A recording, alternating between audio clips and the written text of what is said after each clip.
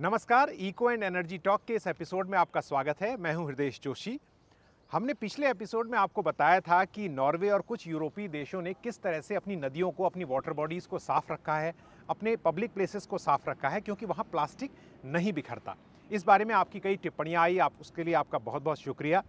उस जो एपिसोड था उसमें एक महत्वपूर्ण बात थी। जब हमने गेस्ट अंकुर बिसन से हम बात कर रहे थे, तो हमने कहा था कि एक बहुत बड़ी हमारी इनफॉर्मल इंडस्ट्री भी है जो इस प्लास्टिक वेस्ट कलेक्शन पे निर्भर है और प्लास्टिक को साफ करने का काम करती है सोसाइटी से।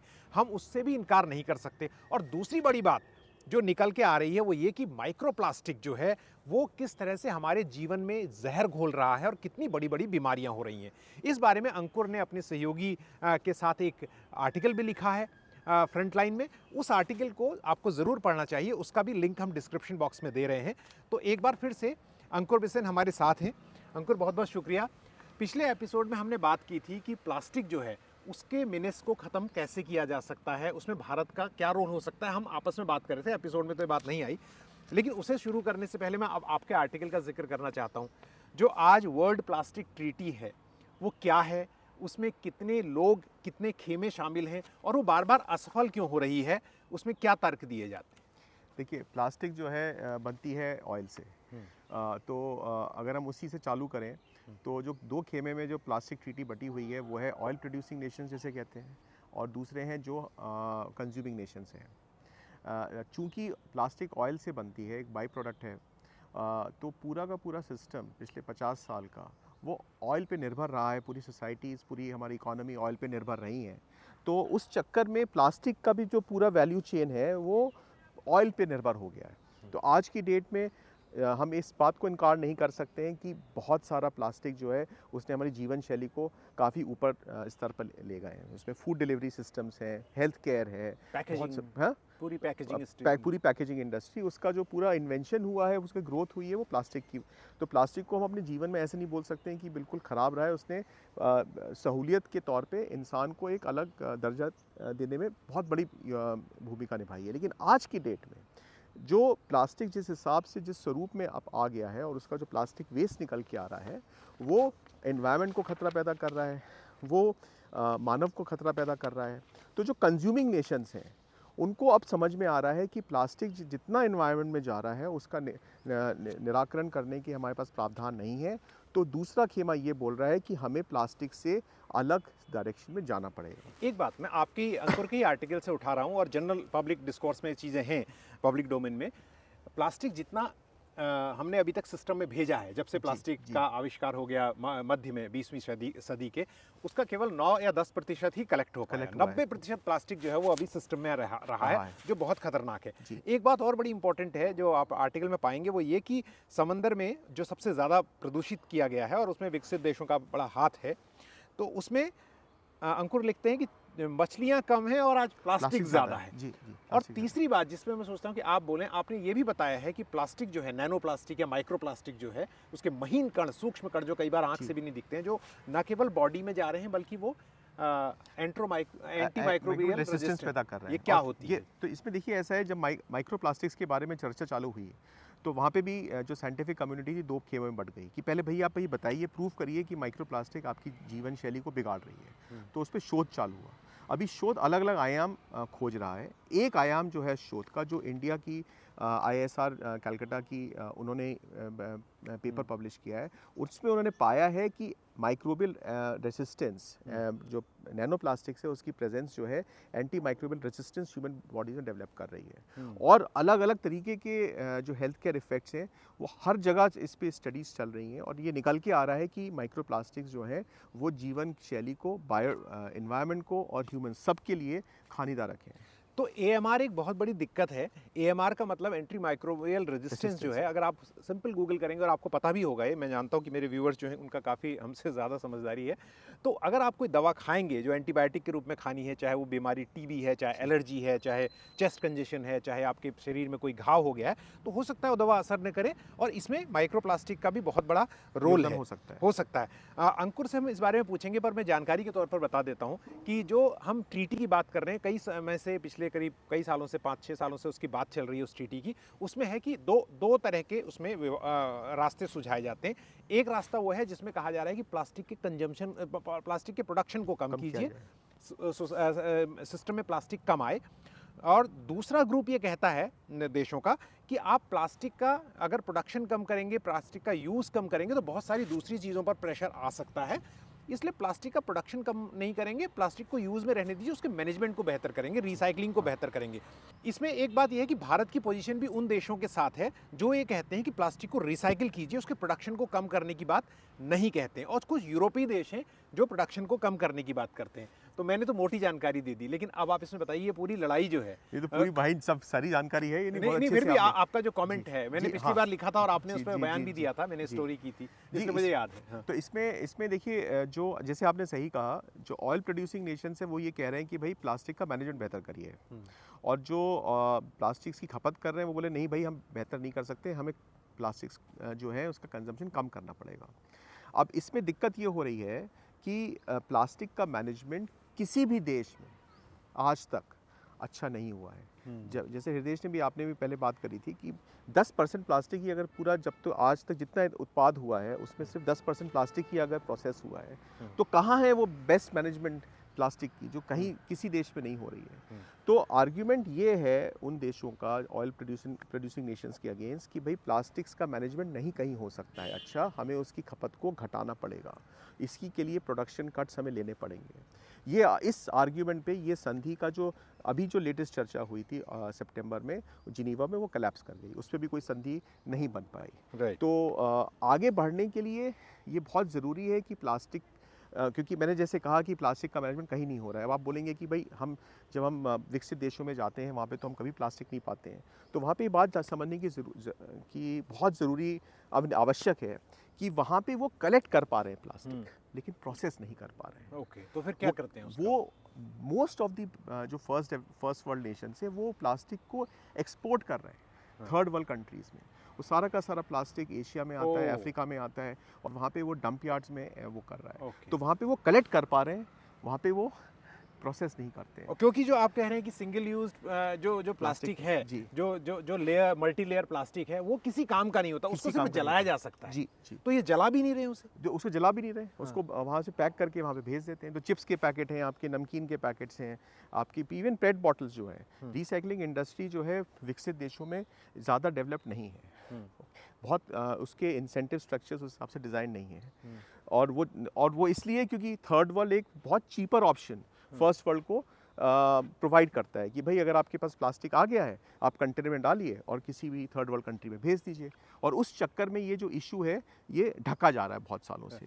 तो संधि का, वार्ता का पूरा उद्देश्य ये था कि इस इशू को उभार के लाया जाए और बोला जाए कि भाई कट करने पड़ेंगे, क्योंकि जो अभी जो व्यवस्था है वो आगे चलने लायक बिल्कुल नहीं है। एक बात मैं बता दूं दर्शकों को, वो ये भी कि हम जब बात कर रहे हैं प्लास्टिक ट्रीटी की, तो उस वक्त वर्ल्ड में क्लाइमेट चेंज को लेकर भी बात चल रही है, और क्लाइमेट चेंज से लड़ने के लिए फॉसिल फ्यूल का कंजम्पशन कम करने की ज़रूरत है।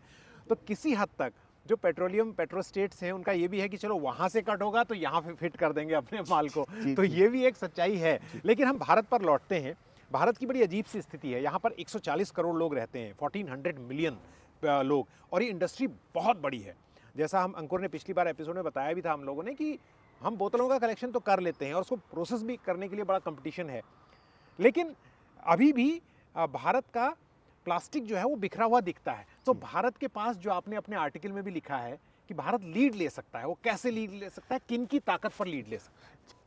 जी, ये आज जानकर आश्चर्य होगा कि हालांकि भारत अपनी खुद की वेस्ट मैनेजमेंट की समस्याओं से जूझ रहा है, लेकिन जो पूरी रैक पिकर्स की इकोनॉमी है, जो उनका पूरा कम्युनिटी है, जो उनकी पूरी व्यवस्था है, उसकी वजह से काफ़ी हद तक हार्ड प्लास्टिक, जिसको हम कहते हैं, जैसे टेबल बनती हैं, मग्गे बनते हैं, बाल्टियाँ बनती हैं, ज़रूरी सामान बनते हैं घर के, और पेट बॉटल्स, इसकी जो रिसाइकलिंग रेट्स हैं वो बहुत हाई हैं इंडिया में। वो वर्ल्ड में मेरे ख्याल से बेस्ट इन क्लास हैं। कहीं वर्ल्ड में इस तरीके की व्यवस्था भी नहीं है, क्योंकि प्लास्टिक का टब है, अगर बाथरूम में टूटा, आपने कबाड़ी को दिया और कबाड़ी ले जाएगा। वही चीज़ स्थिर व्यवस्था में पेट बॉटल्स के साथ हो रही है। दिक्कत हो रही है जो लो ग्रेड प्लास्टिक है या सिंगल यूज़ प्लास्टिक है, जिसका कोई रिसाइकलिंग वैल्यू नहीं होता है। अगर चिप्स का पैकेट आप फाड़ के खा के चिप्स का पैकेट फेंक रहे हैं, आप यकीन मानिए उसको किसी भी तौर पे इस्तेमाल नहीं किया जा सकता है, उसको सिर्फ इंसिनरेट किया जा सकता है। और इंसिनरेट करने के लिए कलेक्ट नहीं करेगा कोई, क्योंकि इंसेंटिव नहीं है। इंसेंटिव नहीं है। पेट बॉटल्स में ये नहीं हो रहा है, पेट बॉटल्स को कन्वर्ट किया जाता है, उसको रीयूज़ किया जाता है, तो उसकी चक्कर में उसकी कमर्शियल वैल्यू हम लोगों ने डिस्कवर कर ली है, इसलिए उसके रिसाइकलिंग रेट्स हाई हो गए हैं। गुटखा पैक्स हैं, आपके नमकीन पैक्स हैं, चिप्स पैक्स हैं, सिंगल यूज़ हैं, थैलियाँ हैं, इसका कोई रिसाइकलिंग वैल्यू नहीं है। तो आर्ग्यूमेंट ये है कि संधि के कोलैप्स होने के बाद भारत अपनी इन शक्ति है, जो स्ट्रेंथ्स हैं, इसको उभार के लाए, मुख्य धारा में जो रैक पिकर्स हैं उनको जोड़े, उनकी पूरी व्यवस्था को रिकग्नाइज़ करे, उनके लिए एक फॉर्मल एम्प्लॉयमेंट एनवायरनमेंट पैदा करे और उसको अपना आधार मान के, उसको अपनी शक्ति मान के वर्ल्ड को बताए कि किस हिसाब से प्लास्टिक मैनेजमेंट को 2 भाग में बांटा जा सकता है और एक भाग जो है उसमें हम रिसाइकलिंग रेट्स बढ़ा सकते हैं, दूसरे भाग को हम लोग जो है घटा सकते हैं यूज़ में, और हम किसी और अल्टरनेटिव की तरफ जा सकते हैं। इस फ्रेमवर्क के आधार पे अगर ग्लोबल ट्रीटी पे भारत एक लीडरशिप पोजीशन ले तो ये ट्रीटी को वापस टेबल पे लाया जा सकता है। एक बात मैं दोबारा बताऊंगा जो अंकुर ने अपने आर्टिकल में भी लिखी है, 20 लाख रैक पिकर्स हैं, 20 लाख की वर्कफोर्स है जो अपनी रोजी रोटी के लिए इस पर ही डिपेंड है, तो उनके लिए वो वेस्ट एक वैल्यू है। तो जो कह रहे हैं कि जो पेट बॉटल्स हैं उनकी समस्या हमें नहीं होगी अगर हम उन लोगों को कुछ सहारा देंगे, उनको कुछ मदद करेंगे, तो कलेक्शन सेंटर्स आप उनको एक रेगुलर एम्प्लॉयमेंट की तरह ट्रीट करिए, उनकी कैपेसिटीज़ बढ़ाइए, उनको काम करने की जगह दीजिए, तो देखिए वो किस हिसाब से उस चीज़ को कोई भी एम्प्लॉयमेंट, कोई भी एक्टिविटी, इकोनॉमिक एक्टिविटी, अगर आप उसको रिस्पेक्ट देंगे, उसको डिग्निटी देंगे, तो क्यों नहीं बढ़ेगी? देंगे, उनको टूल्स दीजिए, उनको सेफ्टी मैकेनिज्म दीजिए, बहुत सारी दस्ताने दीजिए कलेक्ट करने के लिए, हाइजीन उनके लिए थोड़ा सा दीजिए। और एक कॉन्सेप्ट है मटेरियल रिकवरी फैसिलिटीज़ का, जो हर वार्ड में होना चाहिए, जहाँ पे इस तरीके के वेस्ट को हम प्रोसेस कर सकें, सॉर्ट कर सकें।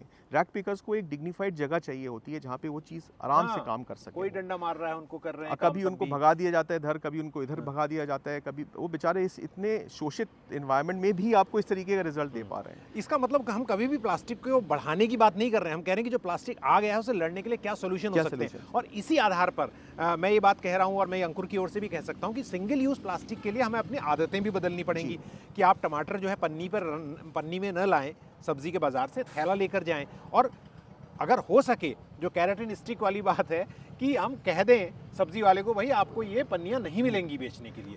और एक बात जो आपने बताई थी ईपीआर के जरिए जो अभी भी फ्लाउट की जा रही है इंडस्ट्री की, वो बताइए क्या है? ईपीआर भी समझाते हैं। हाँ, ईपीआर का मतलब होता है, आपने पिछले एपिसोड में बहुत अच्छे से बताया था कि उसमें जो प्रोड्यूसर्स हैं, जो कोई सामान बना रहे हैं और जिसमें प्लास्टिक का यूज़ कर रहे हैं, उसको पैक करके बेचते हैं बाज़ार में, उस वैल्यू का सर्टेन वैल्यू प्लास्टिक की आप वापस रिकवर करें, उसको प्रोसेस करें फॉर्मली और बताएं कि हमने इतने का सामान बेचा और इतने का हम उसकी जो प्लास्टिक थी वो हमने वापस कलेक्ट करी, उसको सेफली प्रोसेस किया।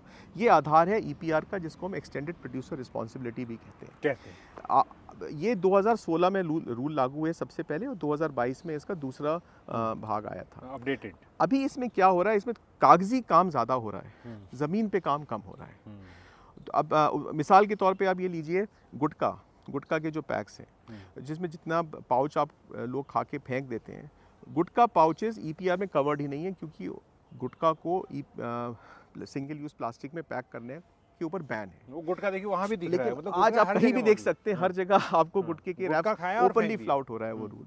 तो इस चक्कर ये सैशे जो हैं वो कुछ नहीं, तो ये सैशे फॉर्मूले, बट अब हम कितना प्रोड्यूस कर रहे हैं और कितना कलेक्ट कर पा रहे हैं, इसको हम कहते हैं सॉफ्ट नज।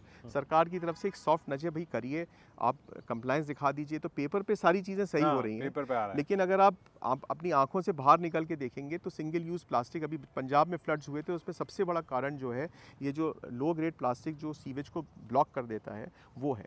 अभी अगर आप किसी भी हाईवे पे चले जाइए, कोई भी रिलीजियस फेस्टिवल ले लीजिए, अब कांवड़ यात्रा हुई थी, 30 टन है हरिद्वार की मैंने processing capacity, 30,000 ton waste generate हुआ था एक महीने में। 30 टन की जगह 30,000 टन एक महीने में 1,000 टन ज़्यादा आया, 1,000 गुना ज़्यादा, 1,000 गुना ज़्यादा। अब पूरा कांवड़ यात्रा का जो स्ट्रेच होता है उसमें सारा प्लास्टिक वेस्ट जो है दोनों तरफ पड़ा रहता है। जो लोकल बॉडीज़ हैं उनके जो रिसोर्सेज हैं इतने ज़्यादा स्ट्रेच हो जाते हैं उस चीज़ को कलेक्ट करने के लिए, सोचिए कहाँ जा रहा होगा वो सारा कूड़ा। तो अगर हम मान लीजिए, मैं ये गुहार लगाना चाहूँगा, ये मेरी दरख्वास्त है, ये मेरा हाथ जोड़ के विनम्र निवेदन है कि जब भी अगर आप ट्रैवल कर रहे हैं तो जितना सिंगल यूज़ प्लास्टिक कम इस्तेमाल करेंगे उतना ही बेहतर है देश के लिए। अब आप ट्रेन में जा रहे हैं, बस में जा रहे हैं, कार में जा रहे हैं, स्कूटर पे जा रहे हैं, ये आदत है हमारी, फाड़ के फेंक दिया हमने, उसका कोई निवारण नहीं है। और वही चीज़ आपको दिख रही है, वही चीज़ जो है वेस्ट समस्या को बहुत बड़ा बनाती है भारत में। आपने अपने आर्टिकल में एक जगह लिखा है कि रिसाइकिल प्लस वर्जिन, हाँ, ये क्या है? मतलब कि रिसाइकिल करते वक्त देखिए, तो क्या होता है जब प्लास्टिक हम प्रोसेस करते हैं तो प्लास्टिक दाने से बनता है। पेट्रोलियम जो ऑयल है उसका Granules. दाना बनता है, ग्रैन्यूल्स बनते हैं, ग्रैन्यूल से जो है प्लास्टिक यूज़ होता है। तो जो ऑयल से पहली बार दाना बना और उस दाने से जब प्लास्टिक बना उसको हम कहते हैं वर्जिन प्लास्टिक। क्यों? अच्छा। क्योंकि वो ऑयल से पहली बार दाना कन्वर्ट निकला है और उससे पहली बार प्लास्टिक बना है। लेकिन जब हम प्लास्टिक को प्रोसेस कर देते हैं, हार्ड प्लास्टिक को, उसका फिर से दाना बनता है। तो वो जो दाना बना उसको हम रिसाइकिल दाना कहते हैं। उसकी क्वालिटी है। उतनी अच्छी नहीं होती। हाँ, लेकिन उसके यूज़ केसेस अलग अलग हो जाते हैं। उसके लिए जो ट्रीटी में भी विचार विमर्श किया गया था कि भाई कितना ब्लेंडेड होना चाहिए, वर्जिन और आपका रिसाइकिल दाना कितना ब्लेंडेड होना चाहिए। इसके लिए पॉलिसी की ज़रूरत है, क्योंकि जो प्राइसिंग है, जब प्राइसिंग पे आप वर्जिन दाने में ये जो रिसाइकिल दाना है उसको इंसेंटिवाइज करेंगे तो अपने आप रिसाइकिल दाने की जो यूज़ केस है वो बढ़ेगा। लेकिन अगर आप प्योर मार्केट फोर्सेस पे जाएंगे, आज की डेट में वर्जिन दाना बहुत चीप है आज की डेट में, तो सब लोग वर्जिन दाना यूज़ करके प्लास्टिक बनाएंगे। तो वहाँ पे सरकारों का दायित्व बन जाता है कि आप किस तरीके की पॉलिसीज़ बनाएं ताकि जो सोसाइटी है, समाज है, इंडस्ट्री है, वो उस डायरेक्शन में जाए। बगैर सरकार के इस चीज़ पे कुछ कार्रवाई किए बगैर हम जो है वर्जिन और रिसाइकिल प्लास्टिक के बीच में नहीं जा सकते हैं। और यही जो चीज़ थी, यही प्लास्टिक ट्रीटी की का मूल जो डिस्कशन पॉइंट था जिसके ऊपर ये कोलैप्स हुई है, वो यही पॉइंट था। आखिर में मैं ये कहना चाहूँगा, मुझे आंकड़ा अगर ठीक से याद है कि आपके शरीर में प्लास्टिक वैसे भी लीचिंग के ज़रिए जितना खाना पीना हम खा रहे हैं, जितने प्रोडक्ट हमारे हैं, चाहे वो पानी है चाहे वो भोजन है, उसके ज़रिए एक क्रेडिट कार्ड के वेट के बराबर प्लास्टिक तो आपके भीतर कम से कम साल में जा ही रहा है, जो कि बहुत खतरनाक है। कई बार वो कई बीमारियों का कारण भी बनता है, कई बार वो कैंसर जैसी बीमारियों के लिए भी कहा जाता है कारण बनता है। मेरे पास साइंटिफिकली हम इसको देखना पड़ेगा, लेकिन इस तरह की स्टडीज़ आ रही हैं। तो हमें इस पर प्रोएक्टिवली काम करना है, सरकार पर भी दबाव बढ़ाना है, और जो उपाय बताए आखिर में मैं उन्हें दोहरा दूं कि सिंगल यूज़ प्लास्टिक के इस्तेमाल को बिल्कुल कम से कम करें और सरकार पर दबाव बनाएं कि जो प्लास्टिक रिसाइकिल होता है उसको उठाने वाले रैक पिकर्स की जो एक बहुत बड़ी फोर्स है, जो 20 लाख है, 20 लाख फोर्स का मतलब 2 मिलियन लोग जो हैं, वो उनको कैसे एक सम्मानजनक जीवन मिले। तो उससे ही हिंदुस्तान साफ बन सकता है, बातें करने से नहीं हो सकता। जैसे इन्होंने खुद कहा कि कई धार्मिक आयोजन होते हैं और अलग अलग धर्मों के होते हैं, और कई पर्सनल आयोजन होते हैं, शादी बारात होते हैं, उसमें हम जिस तरह से प्लास्टिक को बिखेरते हैं वो बिल्कुल शर्मनाक है और उसको बंद होना चाहिए। ये एपिसोड आपको कैसा लगा आप ज़रूर हमें बताएं, अपने कमेंट भी करें। अंकुर बिसिन का जो एक्स हैंडल है वो भी हम शेयर कर रहे हैं आपको डिस्क्रिप्शन बॉक्स में, उनको फॉलो करें, उनके आर्टिकल्स को पढ़ें, और साथ में अगर हो सके तो इस चैनल को सब्सक्राइब करें। और सब्सक्राइब करने के अलावा आपको पता है कि इन चीज़ों को बनाने के लिए रिसोर्सेज लगते हैं, वक्त लगता है, परिश्रम लगता है, तो अगर ज्वाइन करेंगे तो हमें और ज़्यादा मदद होगी। जल्द ही एक नए वीडियो के साथ आपसे फिर मुलाकात होगी। नमस्कार।